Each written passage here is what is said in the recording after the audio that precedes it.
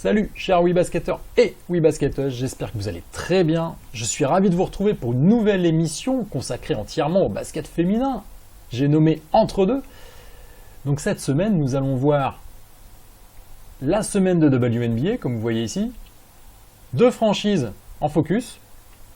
Las Vegas Aces, les As de Las Vegas. Los Angeles Sparks, les étincelles de Los Angeles. Quelques petites infos mercato et un petit point sur l'actu de WeBasket. Très rapidement, je vous rassure. On va commencer tout de suite par la semaine de WNBA. Que s'est-il passé cette semaine en WNBA? On est en train d'approcher du Money Time de la saison régulière en tout cas, et donc aussi du Money Time, c'est-à-dire les playoffs. Ah oui, avant de commencer aussi, je tiens à m'excuser par rapport au retard. Habituellement, je tourne l'émission le lundi soir. Que s'est-il passé hier? Hier, j'ai essayé un nouveau micro. Alors là, comme vous le voyez, j'utilise un micro en fait qui est juste des écouteurs de smartphone que j'ai trafiqués pour les mettre. J'ai fait toutes mes émissions comme ça. Ça marchait relativement bien, mais je voulais essayer d'avoir vraiment un micro pour avoir une qualité de son encore meilleure. Et en fait, hier, ça fonctionnait pas du tout. Le micro ne fonctionnait pas du tout. J'avais pas compris les réglages pour qu'il fonctionne. Et aujourd'hui, j'ai quasiment passé toute la journée à essayer les réglages et finalement le son est encore moins bon. En fait, les réglages sont trop compliqués. En tout cas, pour l'instant, je ne les maîtrise pas. Donc je refais à l'ancienne. Et puis même, cette émission va sortir même encore un petit peu en retard parce que jusqu'au dernier moment, j'ai essayé plein de réglages et en fait, ça donne un son complètement horrible, dégueulasse, caverneux, comme si j'étais dans ma salle de bain ou dans mes toilettes. Donc en fait... on repart avec ce micro-là et la prochaine fois, on verra ce que ça donne avec un nouveau micro. C'est parti pour la WNBA. Je reprends le classement de la semaine dernière. La semaine dernière, on était le 19 août. Rappelez-vous, les Washington Mystics, Connecticut Sun et Las Vegas Aces étaient les trois premiers. Ils étaient déjà qualifiés pour les playoffs, ce qui est représenté par cette petite croix ici. Cette petite croix ici, à côté du nom. Que s'est-il passé cette semaine? Alors cette semaine, en fait, il y a deux équipes qui ont joué 3 matchs et qui ont gagné 3 victoires sur 3 matchs. C'est Chicago et Los Angeles Sparks. Et c'est pour ça d'ailleurs qu'on va parler d'abord des Aces, puisque Los Angeles est passé devant les As de Las Vegas. Et on va parler des deux équipes aujourd'hui. Alors comme vous pouvez voir, Chicago est allé à Atlanta et a gagné à Atlanta. New York a gagné à Indiana. Las Vegas a gagné à domicile face au Mercury. Donc à chaque fois, là, c'est toujours dans l'ordre inverse de ce qu'on fait en Europe. C'est-à-dire qu'aux États-Unis, c'est Phoenix Mercury à Las Vegas Aces. Tiens, d'ailleurs, j'ai pas mis A ici. Donc c'est à Las Vegas. Las Vegas a gagné à domicile. Los Angeles a gagné à domicile contre Minnesota. Le jeudi, Minnesota a battu Dallas à domicile. Los Angeles a battu Indiana. Las Vegas a perdu à Connecticut le vendredi. Atlanta est allé gagner à New York. Washington a perdu à Chicago. Chicago, comme je vous le dis, a gagné 3 fois. Je vous ai mis d'ailleurs un petit focus sur Diamond DeShields qui a été la MVP de ce match entre Washington et Chicago, donc un match de haut de tableau remporté par Chicago. Et dimanche, New York Liberty a perdu à Washington, Atlanta est allé gagner à Dallas, Connecticut a perdu à Los Angeles, Chicago a gagné à Phoenix, Las Vegas a perdu à Minnesota. Vous voyez un petit regain de forme de Minnesota, une forme mitigée au niveau de Phoenix, ça a des incidences aussi au classement. Et Indiana est allé gagner à Seattle. Seattle qui n'a fait qu'un seul match, qui l'a perdu et qui pourtant finalement s'en sort pas trop mal. Je vais vous montrer ça, puisque Seattle, même en perdant son match, est automatiquement qualifié pour les playoffs. Vous voyez, le nombre d'équipes qui sont maintenant qualifiées pour les playoffs sont de 6 sur 12 équipes. Donc on a la moitié des équipes qui sont qualifiées pour les playoffs. Il nous reste 2 accessites qui se joueront probablement entre Minnesota, Phoenix et peut-être, mais alors de façon très très improbable, avec Indiana, Dallas et New York, mais probablement ce sera Minnesota et Phoenix. On ne sait pas encore exactement dans quel ordre. Phoenix a 2 matchs de moins, vous voyez, 13 victoires et 15 défaites, alors que Minnesota a 15 victoires et 15 défaites. En fait, ce qui s'est passé, Las Vegas a perdu sa 3e place au profit de Los Angeles. Et Phoenix a perdu sa 7e place au profit de Minnesota. On va tout de suite passer au focus de Las Vegas. Hop, c'est parti, Las Vegas, nous y voici. Las Vegas Aces, les As de Las Vegas, bah vous savez bien, effectivement, à Las Vegas, c'est là où on joue au casino, c'est là où on joue au poker, donc pique, cœur, carreau, trèfle. Si on a les As, si on a un 4 As, si on a 4 As, c'est beaucoup mieux pour le poker. J'ai pensé à pique, cœur, carreau, trèfle, parce qu'on a l'impression que c'est une forme de carreau, le logo des As. Alors pour l'histoire, Las Vegas, c'est une franchise, enfin en tout cas il y a une franchise de WNBA à Las Vegas tout à fait récemment. C'est uniquement depuis 2 ans en fait, 2 saisons, 2018 et cette saison en 2019. Au tout départ, la franchise originelle, c'était dans l'Utah, ça s'appelait les Utah Stars, avec 2 Z comme les Utah Jazz. Et ensuite ça a déménagé à San Antonio, c'était San Antonio Silver Stars, et ensuite les San Antonio Stars, probablement affiliés donc aux San Antonio Spurs. L'histoire de la franchise, c'est une finale WNBA à l'époque des San Antonio Silver Stars ou Stars, je ne sais pas exactement quel était le nom à l'époque, en 2008, finale perdue face à Détroit. Détroit, une franchise qui n'existe plus non plus, ou en tout cas qui a été transformée en la franchise des Dallas Wings. En 2018, donc l'année dernière, Las Vegas fait 14 victoires pour 20 défaites.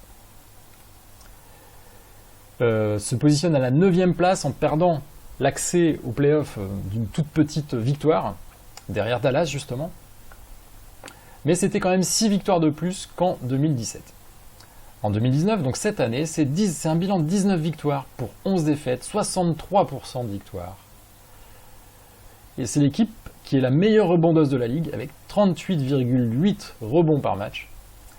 Et c'est la meilleure équipe aussi en réussite à 3 points, avec 37,5 rebonds par match. Les meilleures marqueuses sont Liz Cambage, AJ Wilson, Kayla McBride, Dearica Hamby, Kelsey Plum et Jackie Young. Et grosso modo, c'est un peu le 6 majeur de cette équipe. Parce que vous voyez les temps de jeu ici entre 22,5 et 25 minutes par match. Même si on voit que en fait, Dearica Hamby n'a pas débuté énormément de matchs. Ça, c'est les matchs débutés, Game Started, la 2e colonne. Donc vous voyez, on a vraiment plutôt le 5 majeur qui est Liz Cambage, AJ Wilson, Kayla McBride, Kelsey Plum et Jackie Young. Et ensuite, Dearica Hamby qui rentre dans la rotation. Allez, on va faire un petit focus sur les personnalités de ce club, enfin les personnalités de cette franchise, à commencer par le coach. Si vous suivez la NBA depuis de nombreuses années, pour les plus anciens ou ceux qui s'intéressent de toute façon à l'histoire de la NBA, et vous connaissez forcément Bill Laimbeer.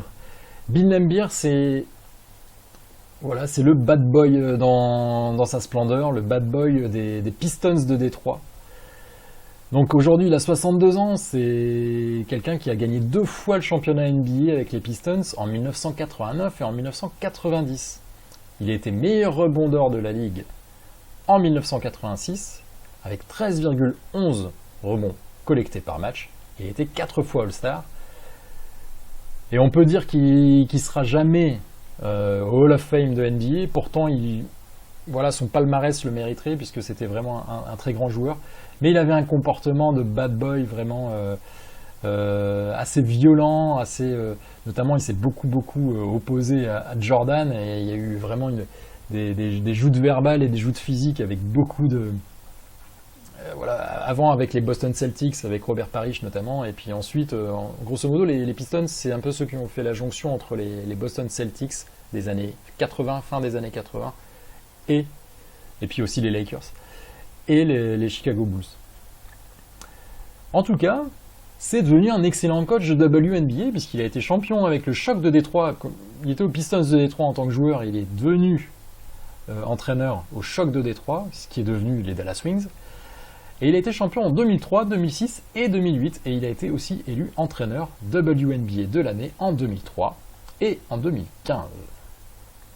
Parlons maintenant d'AJ Wilson. AJ Wilson, c'est une joueuse tout à fait particulière puisque, en fait, ça fait uniquement sa deuxième saison en WNBA et elle est déjà dominante. Et elle était déjà dominante en fait l'an dernier. Elle a été élue rookie de l'année l'an dernier. C'est une pivot d'1m93 de 88 kg. Elle a 23 ans, elle est américaine. On en entendra sûrement parler dans les prochaines années au niveau des championnats du monde, des Jeux Olympiques, enfin Jeux Olympiques d'abord et championnats du monde ensuite dans l'équipe des États-Unis. Donc l'an dernier, rookie de l'année, 20,7 points par match, 8 rebonds, 2,2 passes décisives, 1,7 contre, déjà des chiffres très très sérieux. Et en 2019, elle est un tout petit peu en dessous, 15,9 points, 6,4 rebonds, 1,9 passes décisives, 1,5 contre. Et elle était en fait capitaine d'une des deux équipes All-Star avec Elena Delle Donne. Elena Delle Donne avait son équipe, c'est comme en NBA, on a deux capitaines, les deux meilleurs, les deux joueuses les plus plébiscitées par le public sont chacune capitaine d'une équipe. Et ensuite, les autres All-Stars viennent compléter les équipes. Donc, elle a été capitaine d'une équipe All-Star et l'équipe victorieuse d'ailleurs, hein, l'équipe qui a gagné le All-Star Game. Pourquoi elle fait d'un peu moins bonnes stats que l'an dernier? C'est notamment parce que dans la raquette, elle joue avec Liz Cambage. Liz Cambage qui n'était pas là la saison dernière, elle était à Dallas. Décidément une franchise dont on parle beaucoup dans ce focus sur Las Vegas. Liz Cambage, c'est une pivot de 2m03 de 97 kg. C'est une pivot australienne qu'on connaît bien pour l'avoir croisée en championnat du monde. Elle a fait uniquement 4 saisons en WNBA, en 2011, 2013, en 2008, 2019. Et globalement, sur ces 4 saisons, elle tournait à 16,8 points. Elle tourne à 16,8 points. Les stats de cette saison comptent. 7,7 rebonds, 1,6 passes décisives par match et 1,5 contre. L'an dernier, en WNBA, elle jouait donc à Dallas. Elle a fini dans le meilleur 5 de WNBA. Rappelez-vous, en 2018, donc à la Coupe du Monde, elle a fini aussi dans le meilleur 5. Et d'ailleurs, bon voilà, en WNBA, elle tournait en 2018 à 16,1 points, 8,4 rebonds, 2,3 passes décisives, un nombre de passes décisives assez important pour une pivot, 1,5 contre. Et en Coupe du Monde, là, vraiment, elle a fait un chantier. Bon, il y avait probablement moins d'adversité sur notamment les équipes un peu plus faibles du premier tour. 23,8 points, 10,5 rebonds, ça y est, ça tourne en double-double sur un championnat du monde, 2,8 contre et 28,5 dévals sur la Coupe du Monde. C'est extrêmement propre. À noter que vraiment, Liz Cambage, l'an dernier, elle a donné une impression de surpuissance et c'est l'une des joueuses les plus inarrêtables de la ligue. Au poste de pivot, c'est très très très fort. Un petit peu dans un autre registre comme Brittney Griner qui est plus fine et qui va plus en hauteur, mais Liz Cambage c'est vraiment voilà, de quelqu'un de très costaud et aussi de très agile et très très fort à la finition. Un point sur Kyla McBride, qui est une arrière d'1m78 et qui remonte un petit peu le niveau de l'équipe au niveau des extérieurs, au niveau de l'adresse. Je vous ai dit tout à l'heure que cette équipe était la meilleure équipe à 3 points, en tout cas en pourcentage de réussite. Et bien Kyla McBride y est pour beaucoup. Donc arrière d'1m78, 78 kg, 1m78, 78 kg, je vais essayer de pas trop parler vite quand même. 45% à 3 points, très très bon ratio. Elle est troisième derrière Rebecca Allen et Alicia Clark. Petit point sur une joueuse qu'on connaît un tout petit peu en championnat de France, qui est venue faire 2 piges à Arras et à l'AT Montpellier. Il s'agit de Sugar Rogers qui joue dans cette équipe, mais qui joue assez peu. Sugar Rogers, elle joue voilà, une douzaine de minutes par match et effectivement elle a des statistiques un petit peu plus faibles, mais bon voilà, c'est une joueuse du banc. Grosso modo en temps de jeu, c'est la troisième, voilà, il y a un 6 majeur et puis 3 joueuses qui ont un petit peu moins de temps de jeu et c'est la troisième à ce niveau-là, enfin 3-4 joueuses.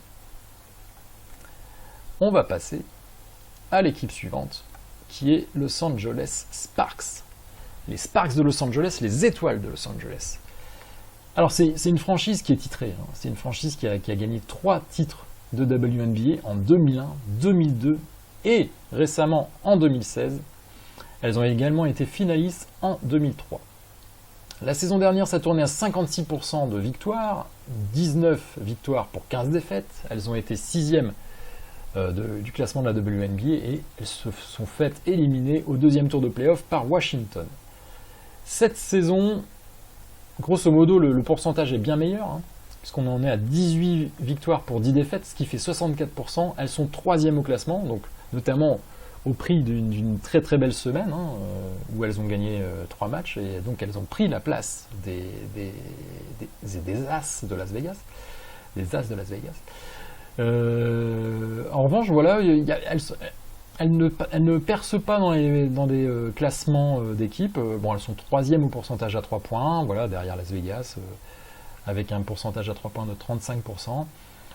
À noter, c'est la 3e meilleure équipe aux interceptions, à 8,4 interceptions par match, derrière Seattle et Connecticut. Je vous laisse découvrir l'équipe. On a Nneka. Là, le classement, donc c'est toujours le classement des meilleures marqueuses. Là, ici, c'est sur cette colonne-ci. Si vous pouvez la voir, hop, voilà, sur cette colonne-ci. Ça, c'est le classement des meilleures marqueuses. Donc les filles sont classées dans cet ordre-là. Et ensuite, on voit les minutes jouées par match. Donc là encore, on a un espèce de top 6 avec Nneka Ogwumike, Chelsea Gray, Ricuna Williams, Candace Parker, Chaine Ogwumike, et puis Tierra Ruffin-Pratt. Voilà. On a Maria Vadeyeva qu'on connaît un petit peu pour l'avoir rencontrée à l'Euro, l'avoir rencontrée en match préparatoire de l'Euro dans l'équipe russe, et elle a participé également à l'Euro, mais elle joue un petit peu moins. Allez, on va passer en détail sur quelques personnalités, voilà, qui ont été citées là juste précédemment. Candace Parker, bien entendu. On va commencer par Candace Parker, qui est l'une des joueuses les plus connues dans le monde du basket, l'une des joueuses de basket féminin les plus connues au monde. Elle était notamment, elle a fait sensation parce qu'elle était vraiment capable de dunker pendant les matchs, à l'image de Brittney Griner. Et Candace Parker, donc c'est une ailière qui maintenant joue de plus en plus intérieure. Elle est grande en fait, elle fait 1m93 et ça lui a permis de dominer la ligue pendant longtemps, de dominer le basket pendant longtemps, en jouant ailière 1m93. Elle a 33 ans, 1m93, 79 kg, c'est une américaine bien entendu. Elle a la particularité d'avoir été rookie de l'année et MVP la même année. En fait, c'est arrivé 2 fois en NBA. De mémoire, c'est Will Chamberlain et un autre joueur un peu moins connu. Donc c'était en plus il y a très très longtemps. Et là, en 2008, Candace Parker est arrivée. Rookie de l'année, MVP. Elle a été une seule fois MVP par la suite, c'était en 2013. Et elle a été 5 fois All-Star. En Europe, elle est passée par Ekaterinbourg, elle y a fait 5 ans, elle a gagné une Euroleague, et ensuite elle est allée jouer en Chine, et elle a joué à Fenerbahçe il y a 2 saisons, je pense que c'est en 2017-2018, et puis elle est championne olympique à 2 reprises, en 2008 et en 2012, uniquement championne olympique à 2 reprises, elle n'a pas fait les Coupes du Monde, en fait les dernières Coupes du Monde, elle ne les a pas faites, elle n'y a pas participé, elle ne participe qu'aux Jeux Olympiques. En WNBA, elle tourne à 17,1 points, 8,6 rebonds et 3,9 passes décisives pour 1,7 contre en moyenne par match. Et en 2018, elle avait marqué 17,9 points, collecté 8,2 rebonds, distribué 4,7 passes décisives, intercepté 1,2 ballons et contré 1,1 tir par match. En 2019, elle a débuté la saison blessée. Donc elle a disputé quasiment, la moitié des matchs. Alors les Sparks ont disputé, les Sparks c'est ici. Les Sparks ont disputé 28 matchs. Voilà, elle a fait un tout petit peu plus de la moitié des matchs puisqu'elle en a disputé 16.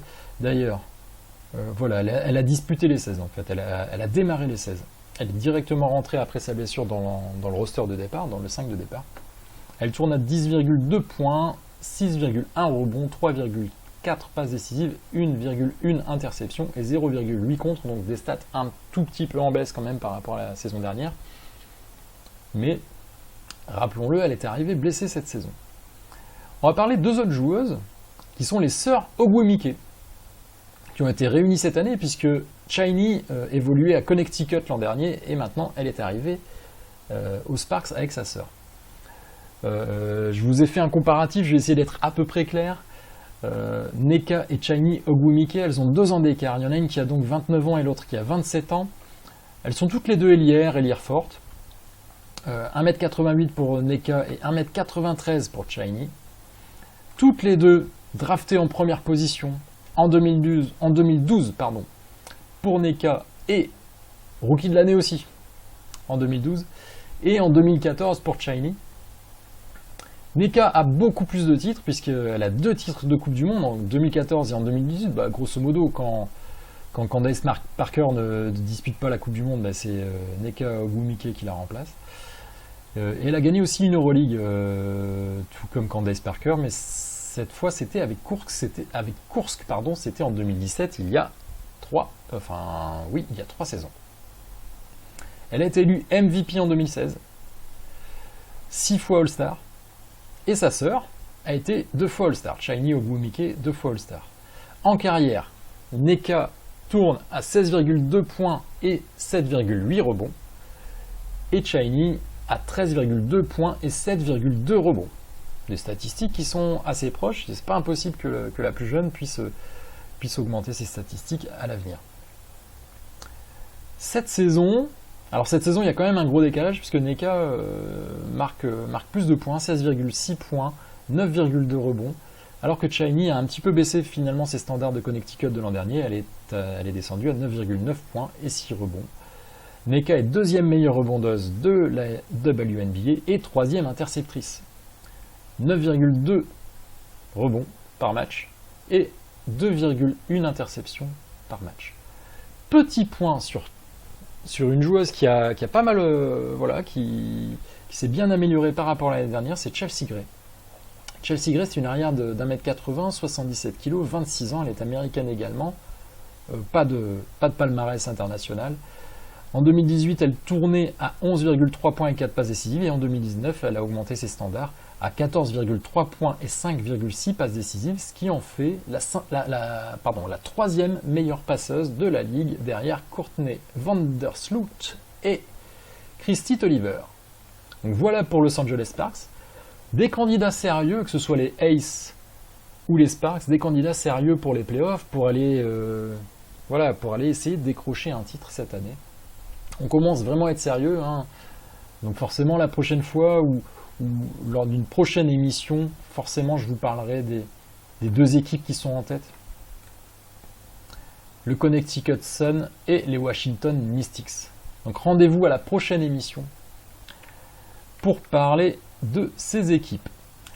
Nous allons passer aux infos mercato. Et oui, parce qu'en fait, même si il y a beaucoup d'équipes qui ont fait leur marché dès la toute fin de saison, il y a encore des places. Et il y a des nouvelles assez surprenantes.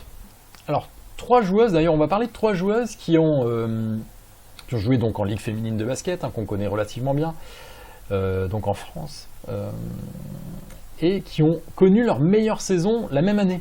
C'est assez curieux. En faisant mes recherches, j'ai trouvé que ces 3 joueuses avaient fait leur meilleure saison statistique la même année, en 2013-2014. Donc ça fait 5 ans maintenant. Enfin, ça fait 5 ans, ça va même être la 6e saison maintenant. En premier lieu, on va parler de Nanyuma Coulibaly, qu'on appelle communément d'ailleurs Mima Coulibaly, qui revient à Gérone, puisqu'elle y avait passé une saison en 2015-2016. C'est une pivot d'1m91, elle a 30 ans, elle est malienne et française, championne d'Afrique en 2007, on en a parlé la dernière fois, c'était la première médaille en fait du Mali à l'afro-basket, c'était en 2007, donc c'était avec Mima Coulibaly dans la raquette. C'est une joueuse qui est passée par Pleyber-Christ, Mondeville, Arras et Nice en France, et sa meilleure saison c'était à Arras. Et pour la petite anecdote, c'est la saison où moi j'ai découvert le basket féminin réellement tout proche des parquets, c'était à Arras quand je suis venu habiter à Arras en 2013. J'imagine que j'ai dû voir une affiche ou je ne sais quoi, et je suis allé voir le basket par curiosité. Et j'ai trouvé ça très très bien, très très haut niveau, et surtout j'étais très impressionné par les performances de Mima Coulibaly, qui était la meilleure joueuse d'Arras à l'époque. Et regardez ses stats. Cette année-là, en 2013-2014, elle tourne à 12,2 points par match, 13,1 rebonds par match. Donc saison en double-double, rien que ça. 3,5 interceptions en plus, allez. 0,8 contre et une éval à l'année sur 23 matchs, je crois, à 19,3 d'éval. Donc énorme saison en 2013-2014 de Mima Coulibaly. Comme je vous l'ai dit, elle a joué à Gérone en 2015-2016 où elle tournait à 9,4 points et 8,6 rebonds par match. Sa dernière saison en Ligue féminine, c'était en 2017-2018 où elle n'a disputé que 14 matchs puisqu'elle a été gênée par une blessure. Elle tournait à 7,79 points, 5,57 rebonds et 10,21 d'évaluation. Et l'an dernier, grosse blessure, saison blanche en 2018-2019. Donc elle revient sur les parquets, voilà, à la trentaine. Donc à Gérone, dans une équipe qui va jouer l'Euroleague. Donc très très intéressant, affaire à suivre. On verra ce que donne Mima Coulibaly cette saison.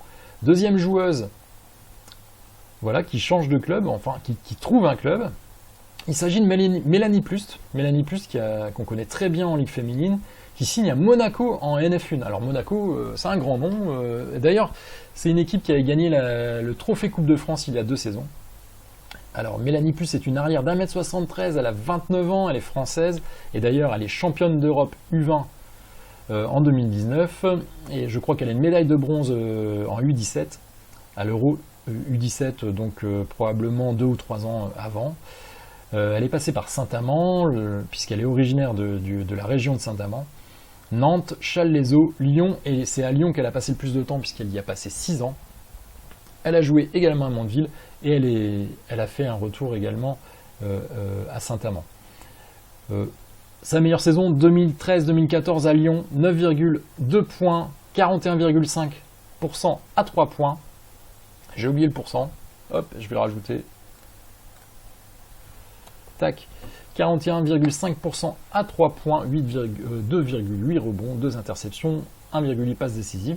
Et en fait, la saison dernière, elle a fait 2 piges médicales en Ligue féminine. La première à Mondeville en début de saison et ensuite en fin de saison à Saint-Amand. Donc là, elle tournait à 5,39 points par match, à 39% à 3 points. C'est une très très bonne shooteuse à 3 points.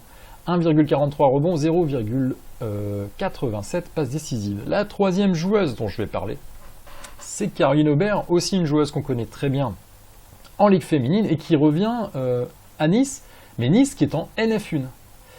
Donc encore une fois, donc deux joueuses, vraiment deux joueuses de Ligue féminine, bon, qui n'étaient pas titulaires en Ligue féminine, mais qui rendaient de fiers services, qui pourraient en tout cas très bien jouer en Ligue 2. Probablement qui serait titulaire dans peut-être toutes les équipes de Ligue 2, eh bien, Mélanie Plust et Camille Aubert vont en NF1. Alors, Camille Aubert revient à Nice pour jouer en NF1, mais elle sera aussi entraîneur en U17. C'est une meneuse, elle mesure 1m71, elle a 30 ans également. C'est une Française, passée par Valenciennes, Nantes, Toulouse, Basketland, Angers, là où elle a fait le plus de saisons, 4 saisons à Angers, Villeneuve, Nice, pour un dernier retour à Basketland. Sa meilleure saison, c'était en 2013-2014. Elle tournait à 7,9 points, 4,3 passes décisives, 3,3 rebonds et 2,9 interceptions par match. La saison dernière, elle a donc joué à Basketland, elle a eu l'occasion d'ailleurs de jouer l'Eurocup avec l'équipe landaise, et elle tournait à 3,04 points par match, 2,2 passes décisives et 2,52 rebonds. J'ai envie de vous poser une question par rapport à ces transferts vers la NF1. Je vais essayer j'espère que vous m'entendez toujours bien. Par rapport à ces transferts vers la NF1, c'est assez curieux d'avoir des joueuses comme ça qui descendent de 2 divisions, alors que grosso modo elles ont encore un bon niveau. Hein, c'est pas parce qu'on a 30 ans qu'on est terminé. D'ailleurs, en général, 30 ans, c'est plutôt le meilleur âge. Hein. C'est plutôt un âge où on est plutôt fort physiquement, techniquement, tactiquement. Comment ça se fait qu'on a 2 joueuses comme ça qui vont jouer en NF1 ? Alors, est-ce qu'on a 2 clubs qui sont très ambitieux ? Je pense que c'est le cas. Hein. Je pense que vraiment Monaco et Nice seront des favoris pour la remontée et sont ambitieux et ont recruté en conséquence.